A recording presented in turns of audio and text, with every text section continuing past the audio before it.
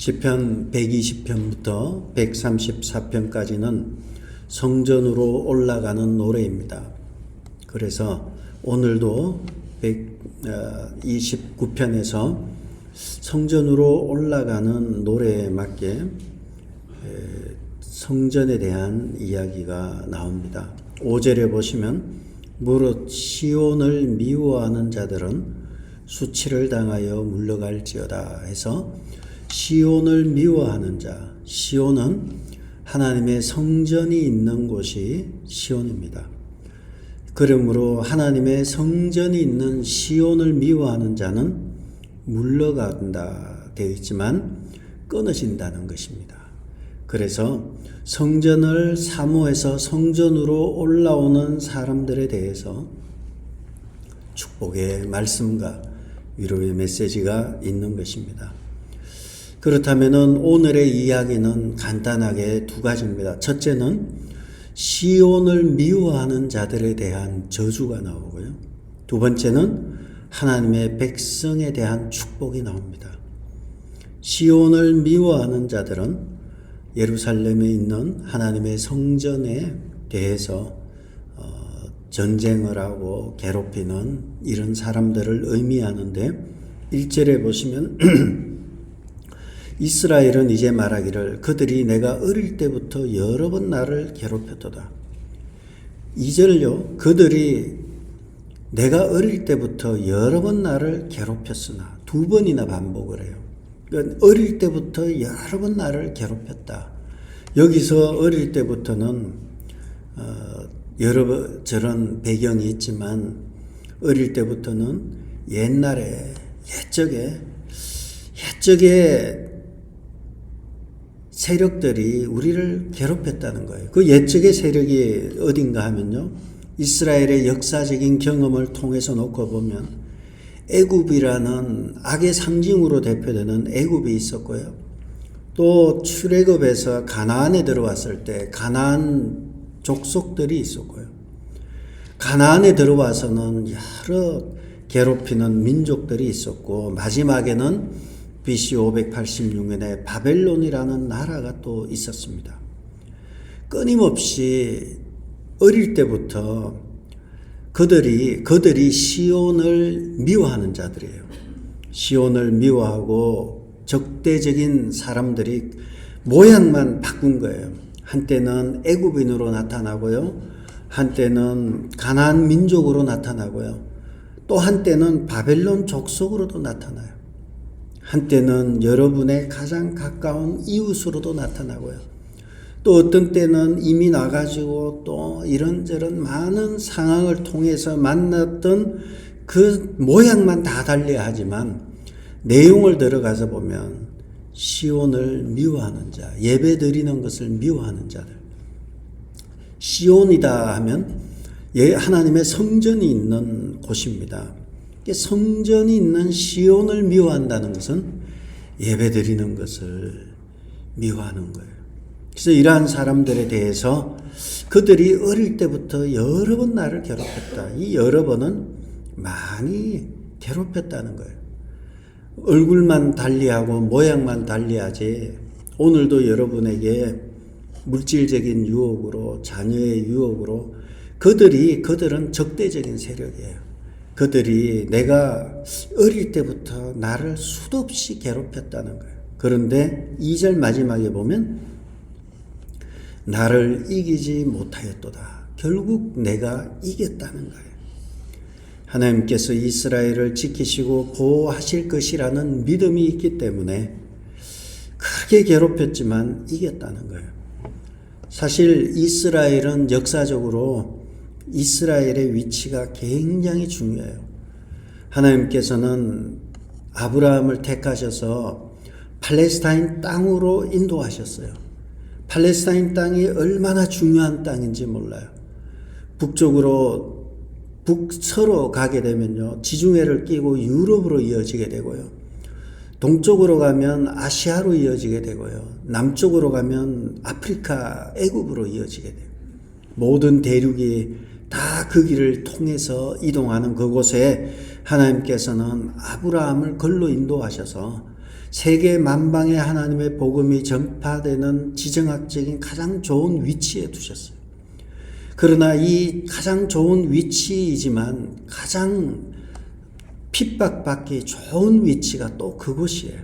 그래서 하나님께서 너는 내 말을 듣고 내 계명을 지켜 행하면 온 땅에서 이런 복을 받을 것이지만 그렇지 않으면 끊임없이 외적의 침입에 노출되고 핍박을 받았던 곳이 바로 팔레스타인 땅입니다. 하나님께서는 그렇게 나라가 없어질 뻔한 일들이 수도 없이 많았지만 그들이 내가 어릴 때부터 여러 번 나를 괴롭혔지만 나를 이기지 못하였다. 내가 이겼다는 것입니다. 얼마나 괴로웠는지 그 고난의 세월이 얼마나 힘들었는지 3절에 보시면 밭가는 자들이 내 등을 갈아 그 고랑을 길게 지었도다. 밭가는 자들이 내 등을 갈아서 고랑을 지었다. 고랑 있잖아요. 그 곡식을 심을 때 흙을 돋고 이렇게 흙이 또 밑으로 내려가고 이런 고랑이에요. 근데 그 고랑을 어디다 만들었는가 하면 내 등을 갈아서 고랑을 만들었다는 거예요. 이것은 고랑이라는 것은 깊이 이렇게 파고 들어간 데를 말하잖아요. 그러므로 고랑이라는 것은 깊은 상처, 혹독한 고난을 의미합니다. 우리가 내가 어릴 때부터 너무 혹독한 고난을 받았다는 거예요. 내가 더 내려갈 고난이 없을 정도로 깊은 고난 가운데 처했다는 것입니다. 이처럼 깊고 고통스러운 상처를 상징하는 것이 고랑이에요. 여러분, 적들이 잔혹한 대적들의 잔혹함과 이스라엘의 깊은 고통이 고랑이란 단어 속에 있는 거예요. 적들은 내 등에 고랑을 파고 나는 내 등에 고랑이 파인 거예요. 그래서 적들의 잔혹함과 나의 고난이 이렇게 강조되고 있습니다. 이스라엘의 역사는 고난의 역사입니다. 그런데 고난이라는 것이 우리에게 미치는 것은 고난이 참 힘들어요. 고난이 힘들지만 고난이 이스라엘 탔게 만들 수 있었던 것이 고난이었습니다. 또 우리는 다 각자 고난을 겪고 있어요. 그래서 이것은 성경에서는 다 자기 십자가를 지는 거예요. 자기 십자가를 지고 자기만의 고난을 가는 것입니다. 하나님은 여러분 각자 모두에게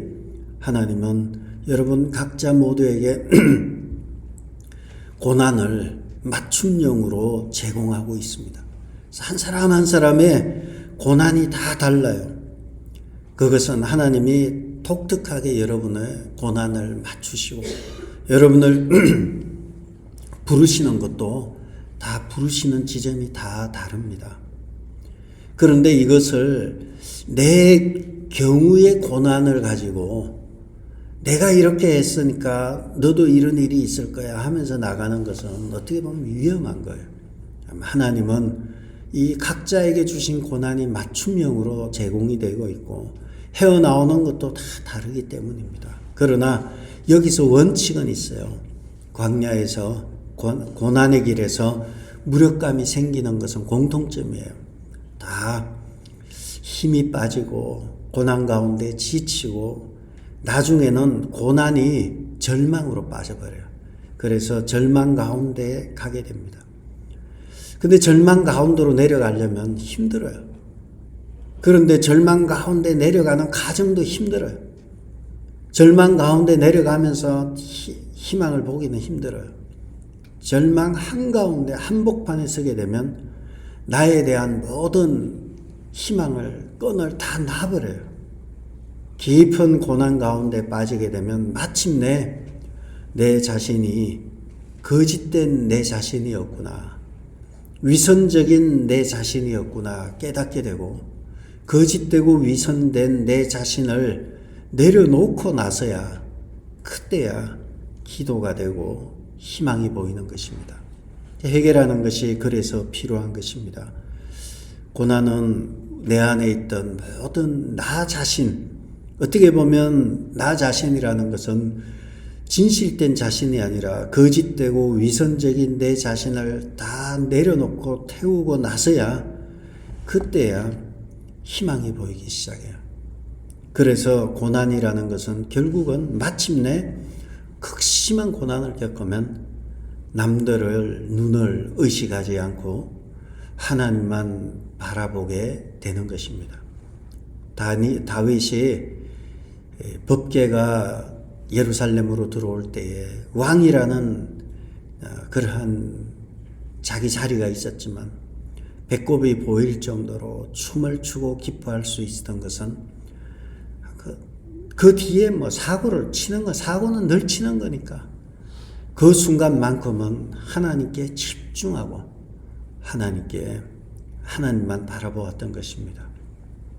그러므로 광야는 우리로 하여금 절망하게 만드는 곳이 광야이고요. 또 절망하게 되면 그 다음에 우리는 기도하게 돼요. 기도하게 되면 희망을 보게 돼요. 그래서 광야라는 것은 우리에게는 선물일 수 있어요. 가장 귀한 선물을 가지게 돼요. 광야에서. 그래서 광야는 가장 귀한 선물이신 하나님의 임재를 경험하게 되는 곳이 광야입니다. 인생의 광야를 지납니다. 여러분도 광야를 지나고 또 지나왔고 또 지나갈 것입니다. 그러나 광야를 지나는 데는 원칙이 있어요. 어떤 상황에서도 하나님 앞에 엎드리는 사람은 그의 삶이 순탄합니다. 그러나 광야를 지나면서 광야로 여기지 않는 사람은 더 깊은 절망으로 끊임없이 떨어져요. 지금은 내가 더 떨어질 때가 있나 하지만 그거는 교만이에요. 그 자체가 교만이에요. 우리는 떨어지려면 아직도 한참 멀었어요. 욥처럼 다 뺏기고 몸에 막 이 진물이 나서 기왓장으로 긁는 지경까지 가려면 한참 멀었잖아요. 그러나 거기까지 가서는 안 돼요. 거기까지 가지 않고요. 엎드리면 삽니다. 그래서 여러분, 우리에게는 광야가 주는 우리에게 가장 큰 선물은 하나님의 임재입니다. 오늘도 이 새벽에 여러분들이 나오셔서 저 기도 가운데 하나님의 임재, 성령의 어루만지심을 체험하시는 여러분 되시기를 바랍니다. 그렇게 하면 일어납니다. 죽음의 지경에서 일어납니다.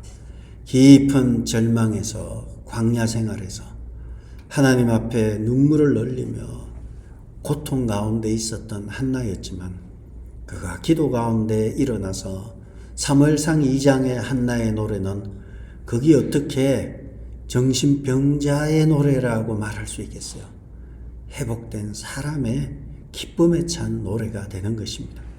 오늘 우리가 그래서 우리 교회는 사람을 상담을 해서는 변화가 안 일어나요.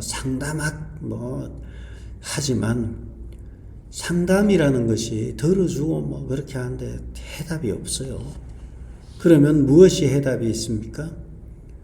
말씀이 우리에게 해답이 있고요. 그리고 예배를 통해서 하나님의 임재와 성령의 충만함과 예수 그리스도의 사랑을 체험할 때 참된 회복이 있는 것입니다. 그 외에는 우린 다 죄인이고 또 누가 누구를 인도하기에는 너무 바닥들이기 때문에 힘들어요. 그러므로 우리는 유일한 희망은 우리가 늘 기도하잖아요. 우리가 예배 때마다 하나님의 임재와 성령의 충만함과 예수 그리스도의 사랑이 넘치는 예배, 교회를 위해서 기도하잖아요. 주님이 만지셔야 치유가 일어납니다. 그러므로 예배를 통해서 삼위 하나님을 체험할 때 주님이 살아있구나 깨닫게 되죠. 불편한 거 몇 개 도와준다고 해서 해결이 안 돼요. 인간의 욕심은 끝이 없습니다. 그래서 시인은 결국 깨달은 것이 내가 어릴 때부터 여러 번 나를 괴롭혔지만 나를 이기지 못하였다. 확신에 차게 됩니다. 그리고 내가 얼마나 힘들었는지 밭 가는 자들이 내 등을 갈아 그 고랑을 길게 지을 정도로 힘들었지만 나를 이기지 못하였다 하면서 4절에서요. 그는 힘주어서 외치기 시작합니다. 4절을 다 같이 한번 읽겠습니다. 여호와께서는 의로우사 악인들의 줄을 끊으셨도다. 내가 믿는 게 있는 거예요.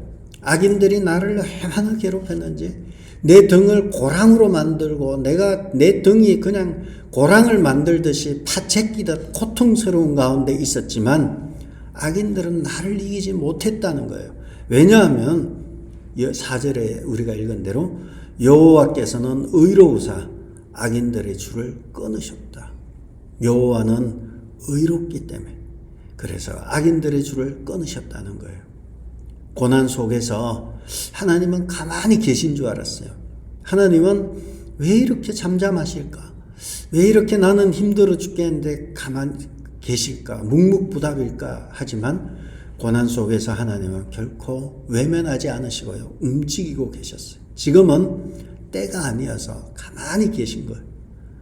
이스라엘을 멸하려는 악인들의 시도에도 여호와께서는 침묵하지 않으시고 의로우신 하나님은 악인의 명줄을 끊어버리셨던 것입니다. 왜냐하면 하나님은 악인의 악함을 볼 수가 없어요. 왜냐하면 그분은 의로우시기 때문에. 그러므로 의로우신 하나님은 의롭지 못한 것을 볼 수 없어요. 지금은 참고 있지만 지금은 악인이 잘 되는 것 같고 득세하는 것 같지만 그것은 지금이고요. 반드시 악인들은 끊어집니다. 오래지 않습니다. 하나님은 의로우시고 의로우신 하나님은 악을 가만히 두지 않습니다. 그래서 마침내 그들이 나를 이기지 못하였도다. 내가 이겼다는 거예요. 승리는 우리 것입니다. 여러분, 전쟁에서 제일 중요한 것은요, 어느 편에 서는가가 굉장히 중요해요. 이것을 우리는 여호와의 전쟁이라 그래요. 헬렘 신학이라 그래요. 헬렘이라 그래요. 히브리어로 헬렘은 전쟁은 여호와께 속한 것이라는 거예요. 우리는 이길 수밖에 없어요. 왜냐하면 내 뒤에는 하나님이 계시기 때문에 그래요. 그러나 악인들은 반드시 져요. 악인들의 뒤에는 사단이 있기 때문에. 뒤에 누가 있냐가 굉장히 중요합니다. 전쟁은 여호와께 속하였고 나는 하나님의 편에 있어요. 하나님은 내 편에 계시고 여호와는 내 편이시고 나는 하나님의 편에 있고 주님은 내 안에 계셔요. 그러면 이 전쟁은 이깁니다. 지금은 악인들이 이긴 것 같지만 그거는 기분이에요. 이긴 것 같을 뿐이에요. 사람들이 참 착각하는 게 있어요. 나는 괜찮습니다. 막 이래요. 내가 이렇게 보면 저는 괜찮습니다. 막 이렇게 주변에 또 그러다 보니까 당뇨 환자들이 좀 있어요. 당뇨 있는 분들이. 그러면 한결같이 그래요. 요즘 컨디션 좋고 너무 괜찮대요. 저는 그 말 안 믿어요, 여러분. 저는 피검사 한 걸 믿어요. 그냥 기분을 안 믿어요. 내 기분이 괜찮다, 그거는 기분이에요. 피검사 딱 해보면 이 A1C가 얼마냐 보면 아는 거예요. 근데 내 기분, 내 감정, 내가 괜찮으니까 그러다가 어느 날 가는 거예요. 여러분, 우리는 기분으로 하는 거 아니에요. 통계 가지고, 정확한 거 가지고, 성경 가지고 하는 거예요. 하나님 내 편이신가? 악인이 잘 되는 것 같다? 내 기분이에요. 물론 잘 되는 것 같아요. 그러나 끝까지 잘 될까요? 그거는 장담 못해요. 잘 되는 것 같은데 쓰러질 때는 한순간 소리 소문 없이 그냥 꺾여버려요. 신실하신 하나님께서, 의로우신 하나님께서 악인의 줄을 끊으셨는데, 끊는다는 것은 완전한 파멸과 심판을 의미합니다. 그래서 완전히 끊어버려요. 반면에 우리는 이러한 로마서 8장 1절처럼 그리스도 예수 안에 있는 자에게는 결코 정죄함이 없는데 이는 생명의 성령의 법이 죄와 사망의 법에서 우리를 해방하였어요. 우리는 해방이 됐어요. 그들은 끊어지고요. 우리는 죄와 사망이 우리를 올가매고 있는 사단의 강력한 무기가 이 죄에 대한 무기와 사망의 죽음에 대한 거예요. 근데 우리는 이 사단의 올무에서 완전히 해방이 됐어요. 끊어져 버렸어요. 지금은 앞이 막힌 것처럼 보이는 거예요. 그리고 그 우린 느낌이에요.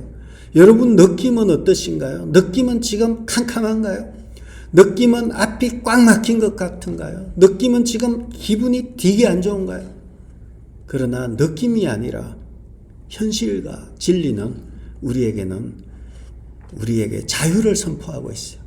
죄와 사망의 법에서 해방되었다. 자유다. 네 느낌 믿지 말고 하나님의 말씀을 믿어야 하는 것입니다. 하나님의 개입은 이 조용한 가운데서도 반드시 있습니다.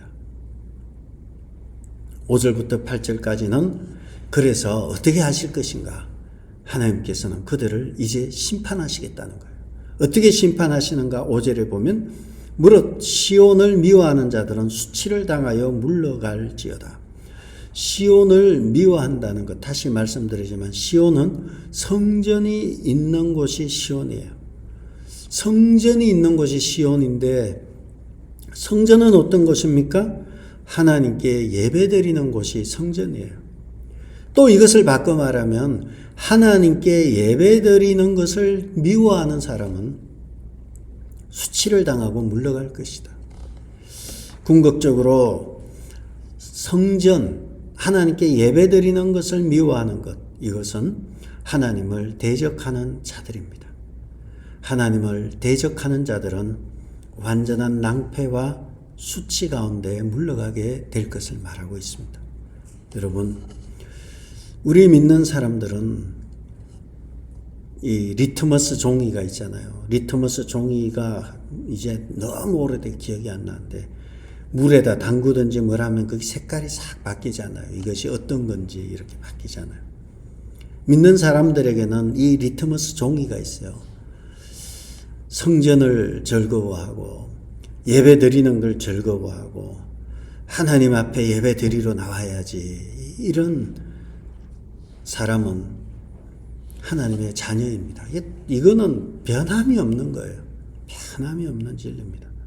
반면에 시온을 미워하는 자들, 성전인 하나님께 예배드리는 것을 달가워하지 않고 하나님께 예배드리는 것을 너무 가볍게 여기는 자들, 이런 자들은 수치를 당하여 물러갈 것이다.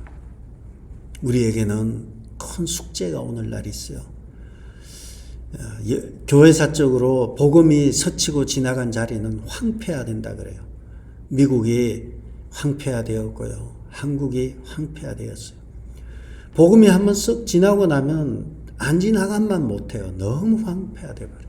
왜냐하면 다 교회 다니게 돼요. 기독교 국가가 그래서 위험한 거예요. 기독교 국가는 그냥 컬처가 기독교 문화예요. 그러다 보니까 컬처가 기독교 문화인데 컬처가 신앙인 것처럼 그냥 사는 거예요. 하나님 있습니까? 아유, 당연히 있죠. 어릴 때부터 그냥 듣고 자란 사람들, 미국이 그렇잖아요. 그렇게 기독교 국가이고 기독교 문화에서 사는 사람들이 교회는 안 나가잖아요. 미국 교회는 텅텅 비어가고 어느 교회도 예외 없이 거의 노인들만 거의 있어요. 다른 데 모르지만 뉴저지는 대충 그런 것 같아요. 왜 그런가요? 그냥 문화가 돼버리면 위험한 거예요. 예배와 성전이 내 삶이 돼야 되는데 내 삶의 체험이 있고 기도의 체험이 있고 응답이 있고 살아계신 하나님을 만나고 하나님의 임재와 성령의 충만함을 경험하는 체험적인 장소가 되어야 하는데 이것이 건물이 돼버리고 문화가 돼버리면 이제 예배를 드리나, 굳이 집에서 그냥 유튜버로 예배 드리고 말지. 그러다 보면 시작은 좀 그런 것 같아요. 그런데요, 첫 단추 한번 잘못 깨기 시작하면 그 다음은 서서히 멀어지기 시작하다 나중에는 문화만 남게 되는 거예요.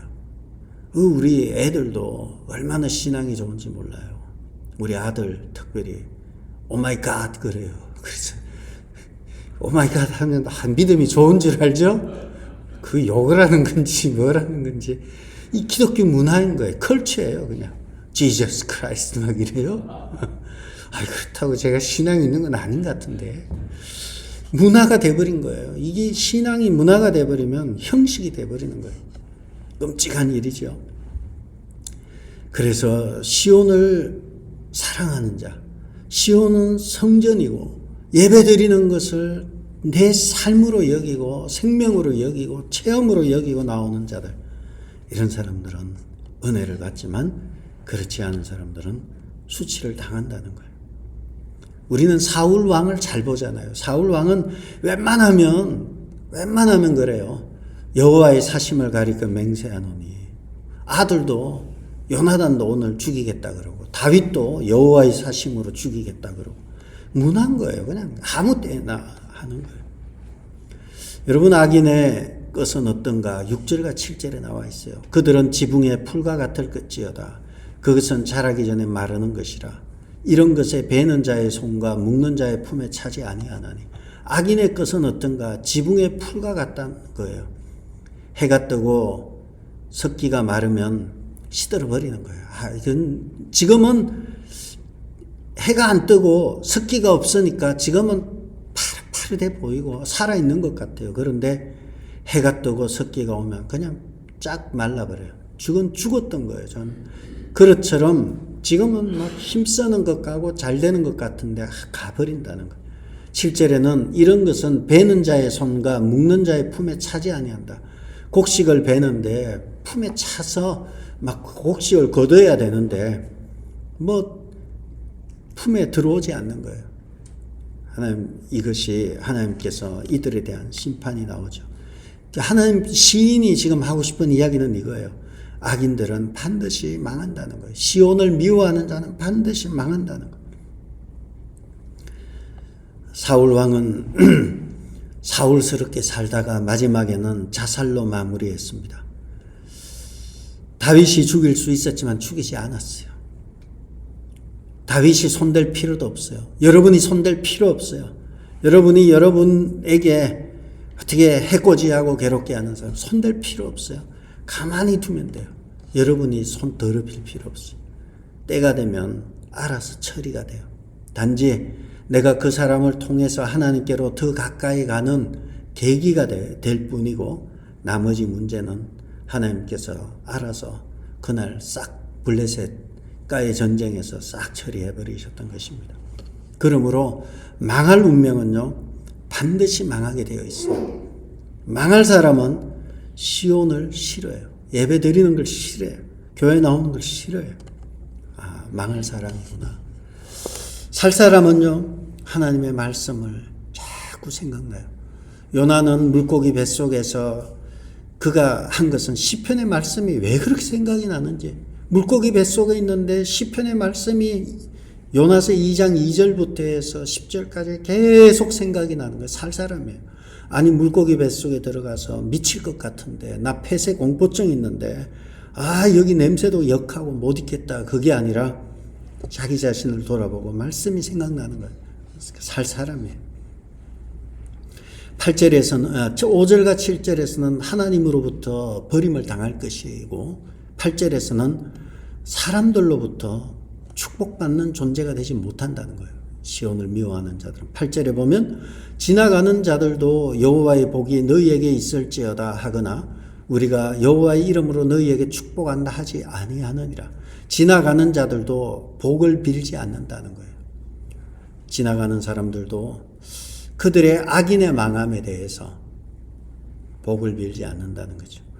팔레스타인 지역에서는 추수할 때 밭을 지나가는 사람들이 말하기를 여호와의 복이 있기를 이렇게 이야기를 합니다.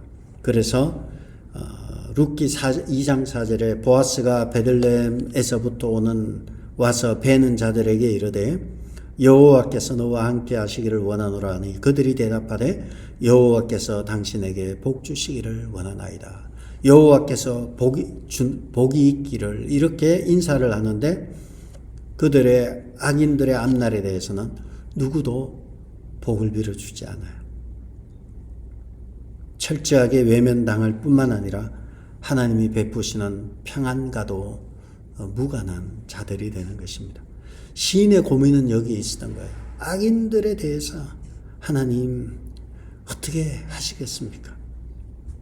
그가 깨달은 것은 악인들은 반드시 망한다. 두려워하지 말라. 이긴다. 이 얘기를 하고 있는 것입니다.